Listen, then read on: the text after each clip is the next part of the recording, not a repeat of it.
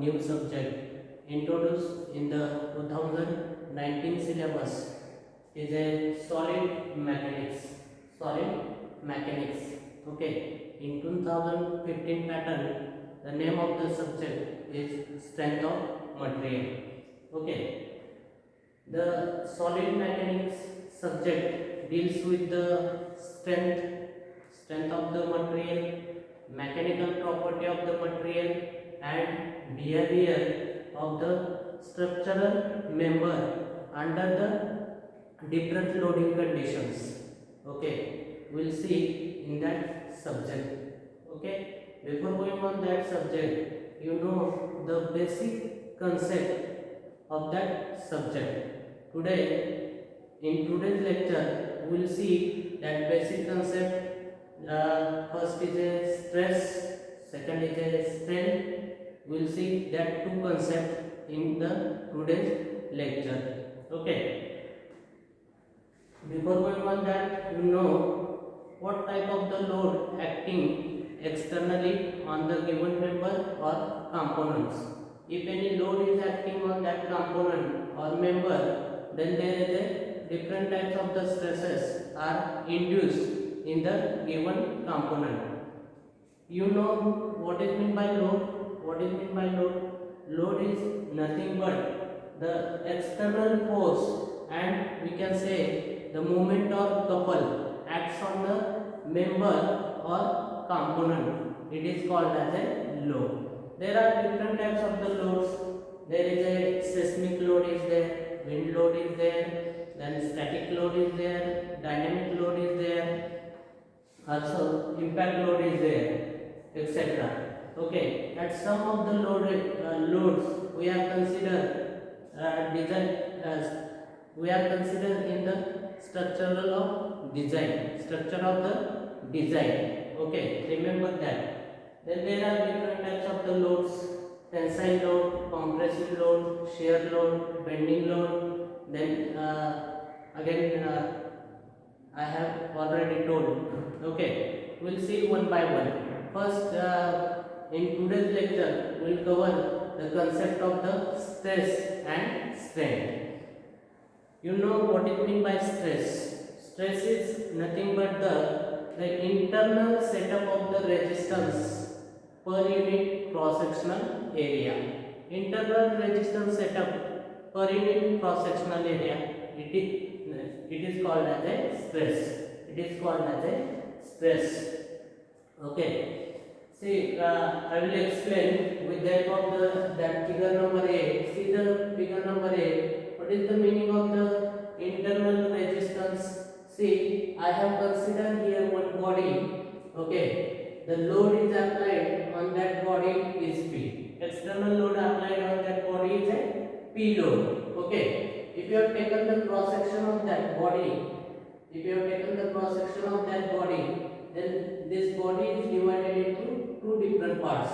Okay, then you can observe here is a internal resistance stress is induced. Internal resistance are induced from that body at the cut section.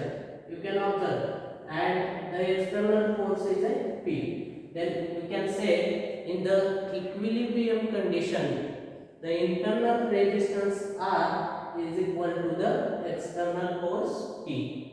Okay, in the equilibrium condition, the internal resistance R is equal to external force P. Then we can write R is equal to P.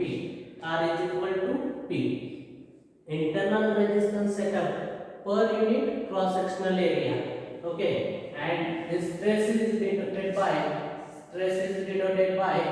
the sigma. I will write here. Stress is denoted by the sigma. Then we can write sigma is equal to P by A. What is the P? P is the external force and A is the cross-sectional area of that given body or component. Okay. Then again we can write R divided by A. R is the internal resistance force divided by A. We know that R is equal to P. Okay. What is the SI unit of the stress? You know, SI unit of the stress is Newton per meter square. Newton per meter square, or we can say the Pascal. Pascal. Okay. You know the relation between the Pascal and Newton per meter square. There is a. This is very important when you solving the numerical. At that time, you know the all the conversions, because in the solid mechanics subject, there in the examination you will get only the numerical parts. There is no any derivation will ask, no any theory question will be asked. Okay, that's why these conversions are very important. We'll see 1 Pascal is equal to 1 Pascal is equal to 1 Newton per meter square. 1 Newton per meter square. Remember that relation. Okay. Sometimes again some values are given in the another units. Okay. Kilopascal is there, megapascal is there, gigapascal is there. Then how to convert into the Newton per meter square or Newton per mm square? We'll see. Okay, if you have given 1 kilopascal is equal to how much Newton per meter square? Again, here is a 1 kilo means what? Kilo means what? 10 raised to 3. 10 raised to 3 Pascal, or we can say the Newton per meter square. See, kilo means what? Kilo means 10 raised to 3. That's why I will convert 1 kilopascal is equal to 10 raised to 3 Newton per meter square. Newton per meter square. Again, if you have given the megapascal is denoted by m suffix pa.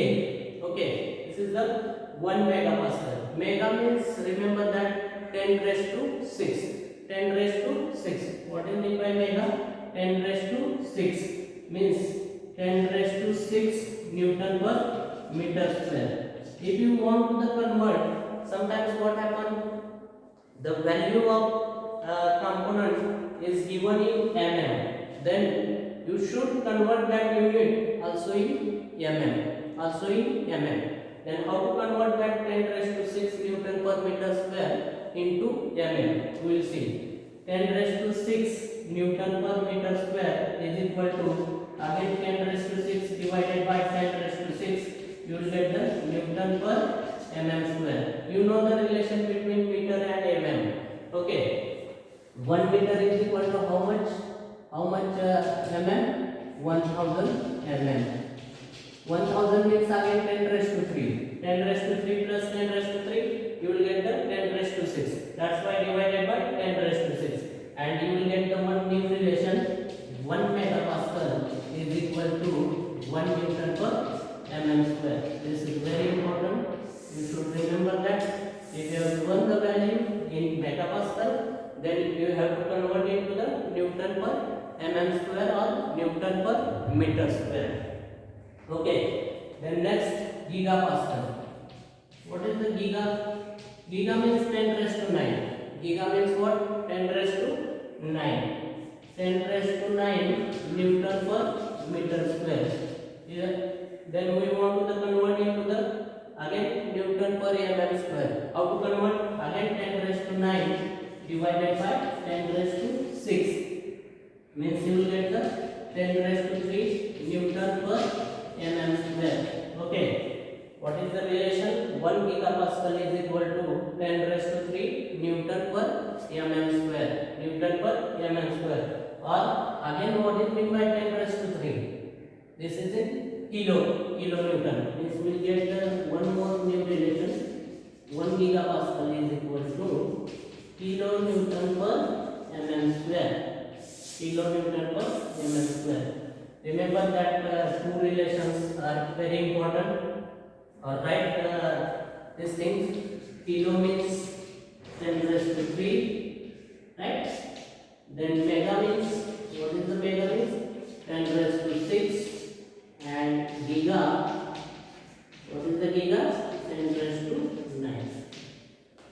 Okay, all of you getting how to convert the unit Pascal to Newton per meter square or Newton meter square to Newton per mm square. This is very important when you solving the numericals. Okay, all of you getting. Then say stress. All of you getting what is mean by stress? Mathematically, stress is also defined as the force per unit area. Force per unit area. P is given for the force. Force is given in Newton, and A is the cross sectional area. Cross sectional area is given in meter square or mm square. Mm square or meter square. Okay, that's why unit is Newton per meter square. Newton per meter square. This is the concept of the stress. All of you getting that concept? Then next is a types of the stresses. There are four different types of the stresses. Normal stress, it is also called as a direct stress. Then tensile stress, then compressive stress, and shear stress. Okay, that stresses are included in your syllabus. We'll see the one by one. First is a what is the normal stress? What is the normal stress? The stress which are at normally. Okay, the stress which are at normal to the plane. Okay, the stress which are at to the normal to the plane. Okay, on which force is that? On which force is that? This is called as a normal stress. See the figure number here. I have given here one cantilever beam, and cantilever beam having the load 10 kilonewton. 10 kilonewton. Okay, this is the normal stress in the use. When you apply the external force in the normal direction, or we can say the axial direction, then you will get the normal stresses. Okay, then you will get the normal stresses. That normal stresses are induced in the given beam, cantilever beam, due to the 10 kilonewton load applied on the beam in the axial direction. Okay, all of you getting the normal stress. Then next is a tensile stress. What is the tensile stress? See the figure number 3. How to remember that? You should remember the figures. With the help of that figure, you can understand the definition. What is the tensile stress? When two equal opposite. Okay, when two equal opposite parallel forces acting parallel forces acting, then change in length of that beam is called as a tensile stress.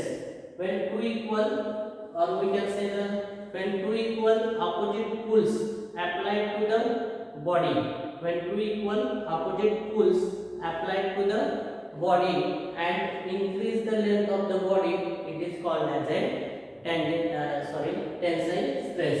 Tensile stress. Again, you will get here the tensile stress is denoted by sigma P by A, force upon area. Okay. See in that figure, when you apply the external forces on the given body, okay, and we have pulled that body. When we have pulled that body, then this side is a extend, length side is a extend, means length is a increases. That type of the stresses is called as a tensile stress. Okay, all of you getting tensile stress. Then compressive stress. Second is a compressive stress. When there are two equal opposite push. Okay, we are using the here word push. Okay, we are applied the pushing force. We are compressed. Okay, means push. We are applying the pushing force on the given component. When two equal opposite push are applied to the body and decrease the length of the body. See, dotted line shows the decrease the length of the body and increase the width of that body. It is called as a compressive stress. Again, this is the sigma C is equal to, you will get the P by A, force upon area. Force upon area. You take the example of the rubber. Okay, you know the eraser. When you apply the pull forces on the eraser, then this will be extend, okay. This type of the forces is called as a tensile forces. And when we apply the push force on that rubber, then you will get the compressive stresses induced in the given rubber. This will be compressed, okay. All of you getting that three stresses. First is a normal stress, second is a tensile stress, third is a compressive stress, and next is a shear stress. See, shear stress, when two equal, see here I have shown the figure. First I will tell you definition. When two equal opposite and parallel forces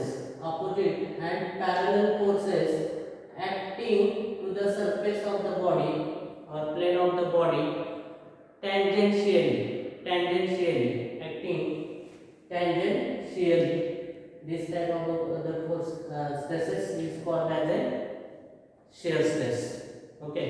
When two equal opposite and parallel forces acting tangentially, then the shear stress are induced in the given body. I will give the one example.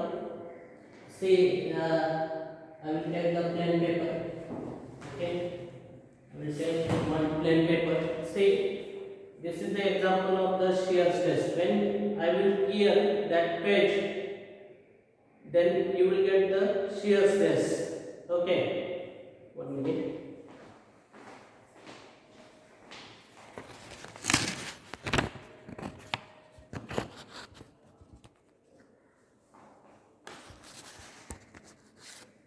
Okay, come to the point. See the shear stress. When two equal opposite parallel forces acting, how to act? Tangentially to the surface. Then this example of the shear stress. We'll see with the help of the figure. See, I have drawn here one rectangular block ABCD having the dimension L. Suppose actual length of that component is a L. When you apply the tangential force, okay, to the surface of that body, then there you will get some changes, okay. Our body is ABCD, right? This B is going on B dash, okay. Then you will get the change in length of that body is delta L. There is, you will get the small changes in the body delta L, and there you will get the pi angle. This pi angle is called as a shear strain. You can find with the help of trigonometry that I value tan pi. Okay, tan pi value. Okay, all of you getting the what is the shear stress? Where this shear stress are developed? These shear stress are developed in the different types of the bolts, keys, rivet. Again, we can say the also this is indirectly developed in the tension, bending, and torsion. Okay, remember that shear stress are induced, and this shear stress is denoted by the tau. Tau is equal to, we can write again, P by A, force upon area. Okay, all of you getting that four type of the stresses. Okay, then we'll move the next part is the strain. Okay, what is the strain? Yes, anybody? I will remove that this side. Okay, I will remove this. What is the strain?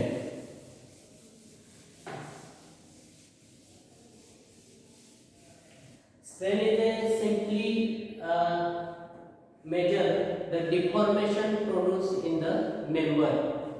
Okay, strain is simply measure the deformation produced in the member due to applied load on it. Okay, due to applied load on it. Okay, you have to check the deformation in the member. When you apply some loads on that member, or forces, external force or internal force, then this member will be changed. We have seen the example. See, if you have applied the external forces, then size of that member will be changed. Okay, this is called as a strain. This is called as a strain. Strain is denoted by small e. Small e is equal to, also we can say, the change in dimension of the given component to the original dimension. Original dimension. Okay, original dimension. Okay, all of you get what it means by strain. Strain is nothing but the simply measure the deformation of the member due to the applied external forces on it. Okay, it is also called, it is known as a strain. Okay, also we can define it is the ratio of changing dimension to the original dimension. Okay, I will give the one example. See the example, this figure here. Okay, we are applying here 10 kilonewton load.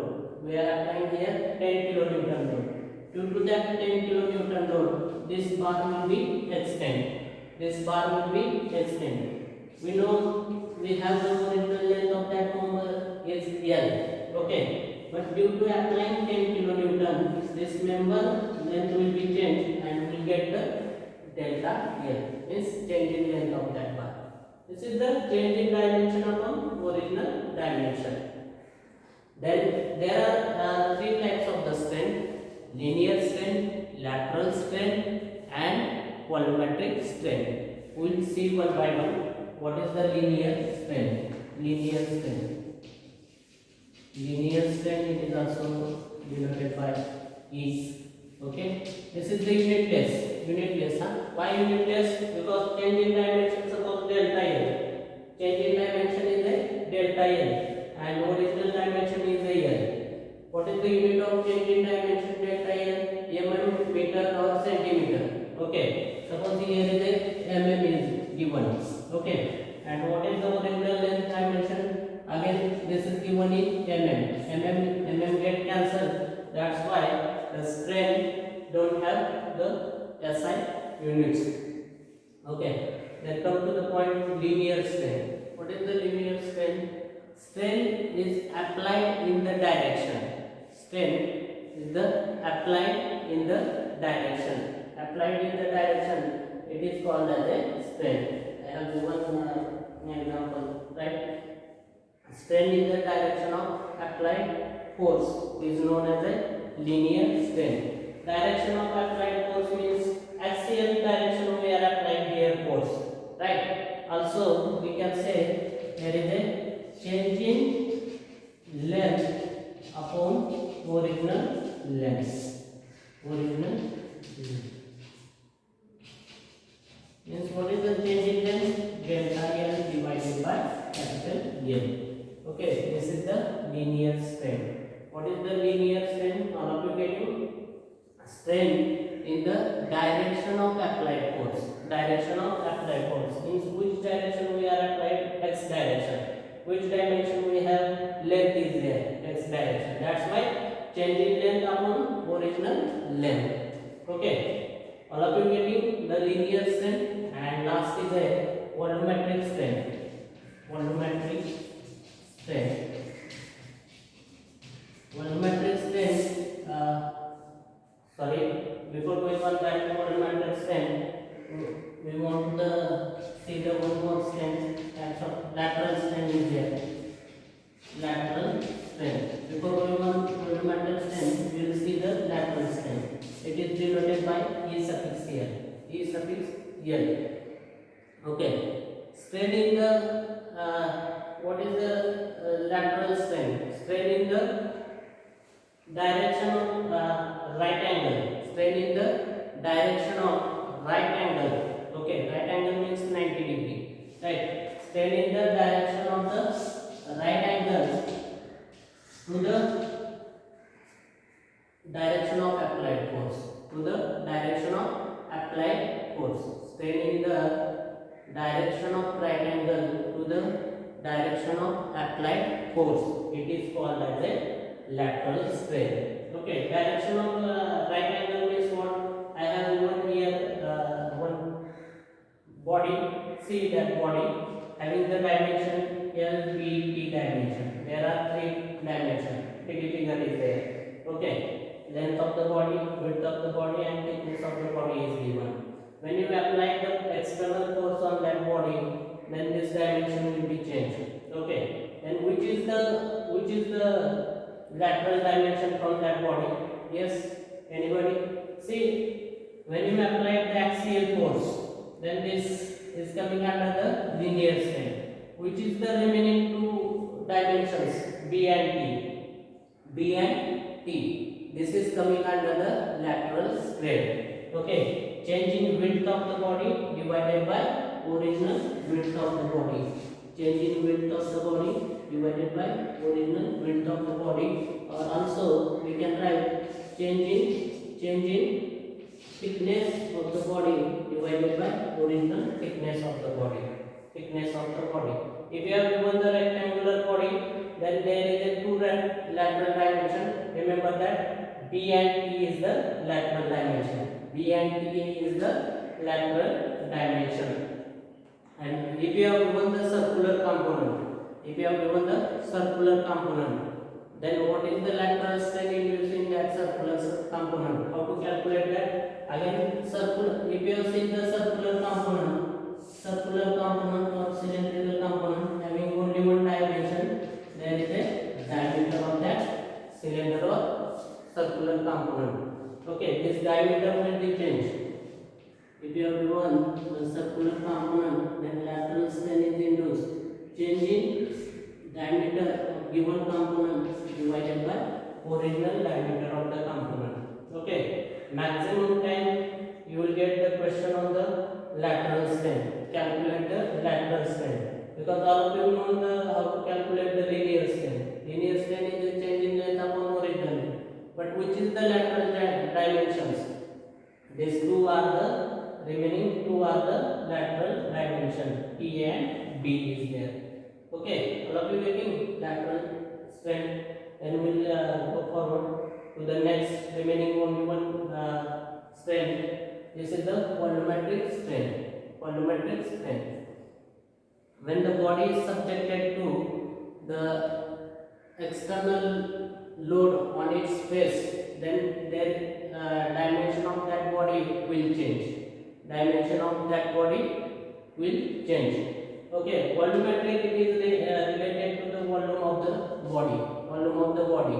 How to calculate the volume of the body? Suppose again we will consider that rectangular body having their three dimensions. Okay, what is the volume of that body? It is denoted by the original volume. V is equal to length into width into thickness of that body. You will get the volume of that body. Okay, and you will get the unit is a meter cube. Meter cube is there. Remember that volumetric strain is nothing but it is the ratio of change in volume upon original volume. Change in volume upon original volume. Okay, change in volume is volumetric strain is denoted by the EV, E suffix V. Okay, change in volume upon original volume. Change in volume is denoted by the delta V divided by V. Okay, then with the help of that, you have to calculate the EV value. You have to calculate the EV value. How to calculate? How to get the delta V? How to get the delta V? You know, you have learned mathematics subject. Okay, we want to take the help of the partial differentiation. Partial differentiation and calculate the delta V value. Calculate the delta V value and put that value in that equation. You will get the EV value. Okay, this basic things or basic concept you know before going on the details of that subject. All of you remember there are different types of the stresses are induced, different types of the loads are given, okay, and different types of the strains are induced. Okay, in the first unit, simple stress and strain, you have given in your syllabus all these things. Okay. today we'll stop here. Next lecture we'll see the remaining points from the first unit. Thank you.